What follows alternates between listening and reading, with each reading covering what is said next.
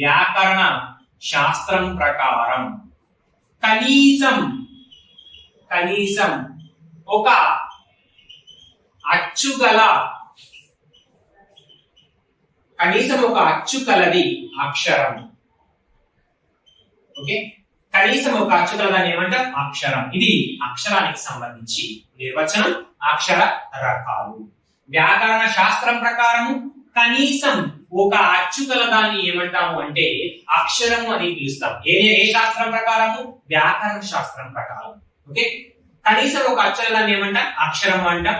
Next, గుణిత అక్షరానికి పొల్లురూప హల్లులకు అచ్చులు చేరాలి. ద్విత్వాక్షరానికి ఒక హల్లుకి అదే హల్లు యొక్క ఒత్తు చేరాలి. ఓకే, మనకు ఒత్తుకి గుర్తుకు తేడా తెలియాలండి. ఓకే, అచ్చులను సూచించడానికి ఉపయోగించే వాటిని గుర్తులు అంటాం. హల్లులను సూచించడానికి హల్లుల యొక్క వాటిని సూచించడానికి ఉపయోగించే వాటిని ఒత్తులు అంటాం. ఓకే, ఉదాహరణ చూస్తే ఆ తలకట్టు, ఆ దీర్ఘము, ఈ గుడి, ఈ గుడి దీర్ఘము, వీటిని ఏమంటాము అంటే గుర్తులు అంటాం. ఏమంటాం? గుర్తులు అంటాం. కా ఒత్తు, గా ఒత్తు, మా ఒత్తు, వీటిని ఏమంటామంటే ఒత్తులు అంటాం. ఓకేనండి, అర్థమైంది అనుకుంటున్నాను. వ్యాకరణ శాస్త్రం ప్రకారం కనీసం ఒక అచ్చు కలదాన్ని అక్షరం అని పిలుస్తాం.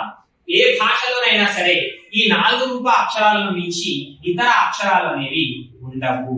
నెక్స్ట్, ఒక హల్లుకి అదే హల్లు ఒత్తు వచ్చి చేరితే దాన్ని ఏమంటామంటే ద్విత్వాక్షరము అంటాం.